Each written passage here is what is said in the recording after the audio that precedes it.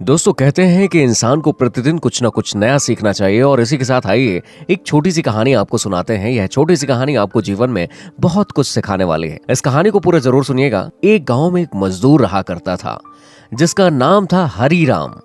उसके परिवार में कोई नहीं था। दिन भर अकेला मेहनत में लगा रहता था और दिल का बहुत ही दयालु और कर्मों का भी बहुत अच्छा इंसान था। मजदूर था, इसलिए उसे उसका भोजन मजदूरी करने के बाद ही मिलता था। उसके आगे पीछे कोई नहीं था, इसीलिए वो इस आजीविका से संतुष्ट था। एक बार की बात है, उसे एक जंगल में भटकता हुआ बछड़ा मिल गया। उसने उसे खुशी से पाल लिया और उसने सोचा कि आज तक वो अकेला रहता था और अब वो इस बछड़े को अपने बेटे के जैसे पालेगा। उसके बाद हरीराम का दिन उस बछड़े से ही शुरू होता और उस पर ही खत्म होता। वो रात दिन उसकी सेवा करता और उसी से अपने मन की बातें भी किया करता था। कुछ समय के बाद बछड़ा बैल बन गया और उसकी जो सेवा हरीराम ने की थी उससे वो बहुत ही सुंदर और बलशाली बन गया था। गांव के सभी लोग हरीराम के बैल की ही तारीफ किया करते थे। किसानों के गांव में बैल की भरमार तो थी, पर हरीराम का बैल उन सबसे अलग था। लोग दूर दूर से उसके बैल को देखने आते थे। हर कोई हरीराम के बैल के बारे में ही बात किया करता था। हरीराम भी अपने बैल से एक बेटे की तरह ही प्यार किया करता था। वो भले ही खुद भूखा सो जाए, लेकिन उस बैल को हमेशा पेट भर के खिलाता था। एक दिन की बात है, हरीराम के स्वप्न में भगवान शिव का नंदी बैल आया और उसने उससे कहा कि हरीराम, तुम एक निस्वार्थ सेवक हो। तुमने खुद की तकलीफ को छोड़कर अपने बैल की सेवा की है और इसीलिए मैं तुमसे बहुत खुश हूं और मैं तुम्हारे बैल को एक शक्ति देने वाला हूं। वो शक्ति कुछ इस प्रकार से है कि तुम्हारा बैल अब बोलने लगेगा। इतना सुनते ही हरीराम की नींद टूटी और वह जाग गया और दौड़ता दौड़ता अपने बैल के पास आया। उसने बैल को सहलाया और मुस्कुराया और उसने सोचा कि भला एक बैल कैसे बोल सकता है। तभी अचानक आवाज आई कि बाबा, आपने मेरा ध्यान एक बेटे की तरह रखा है, एक पुत्र की तरह रखा है। मैं आपका आभारी हूँ और आपके लिए कुछ करना चाहता हूँ। यह सुनकर हरीराम घबरा गया। उसने खुद को संभाला और तुरंत ही बैल को गले लगाया। उसी समय वह अपने बैल को नंदी कहकर पुकारने लगा और दिन भर काम करने के बाद जब वह आता तो नंदी से ही बातें किया करता था। हरीराम के पास गरीबी की मार थी। वह बैल को भले ही भरपेट खाना देता था, लेकिन वह खुद भूखा सो जाता था। यह बात उस नंदी को अच्छी नहीं लगती थी। उसने हरीराम को कहा कि वह नगर के सेठ के पास जाए और उससे एक शर्त लगाए। यह मेरा बैल नंदी 100 गाड़ियों को खींच सकता है और शर्त के रूप में सेठ से 1000 मोहरें लगाना। हरीराम ने नंदे से कहा, तू पागल हो गया है क्या? भला कोई बैल इतना भारी और 100 वाहन कैसे खींच सकता है? मैं अपने जीवन से खुश हूं, मुझे यह नहीं करना। लेकिन नंदी के बार बार कहने पर हरीराम को उसकी बात माननी ही पड़ी और एक दिन डरते डरते हरीराम सेठ दीनदयाल के घर पहुंचा।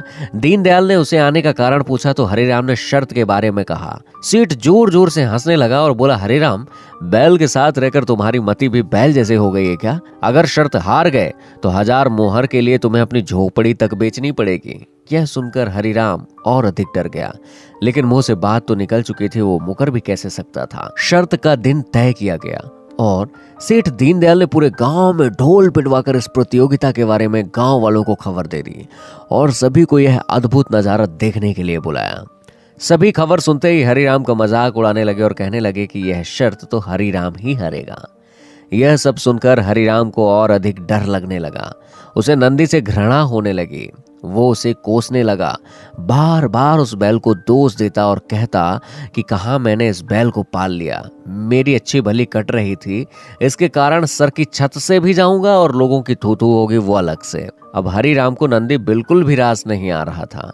धीरे धीरे वह दिन भी आ गया जिस दिन प्रतियोगिता होनी थी। 100 माल से भरी गाड़ियों को जैसे ही नंदी के आगे खड़ा किया गया और उस गाड़ी पर खुद हरीराम बैठा, सभी गांव वाले यह नजारा देखकर हंस रहे थे और हरीराम को भला बुरा कह रहे थे। हरीराम ने नंदी को कहा, देख, तेरे कारण मुझे इतना सुनना पड़ रहा है।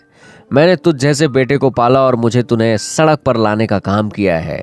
हरीराम के ऐसे घृणित शब्दों के कारण नंदी को गुस्सा आ गया और उस नंदी ने ठान ली कि वो एक कदम भी आगे नहीं बढ़ाएगा और इस तरह से हरीराम अपनी शर्त हार गया और उसका बहुत मजाक उड़ा। उसे अपनी झोपड़ी तक सीट को देनी पड़ी। अब हरीराम नंदी के साथ मंदिर के बाहर खड़ा हुआ था और नंदी के सामने रोकर उसे कोस रहा था कि उसकी बातें सुन नंदी को सहा नहीं गया उसने कहा, बाबा हरिराम, यह सब तुम्हारे कारण हुआ है। यह सुन हरिराम चौंक गया और उसने गुस्से में पूछा कि मैंने क्या किया? तुमने भांग खा रखी है क्या?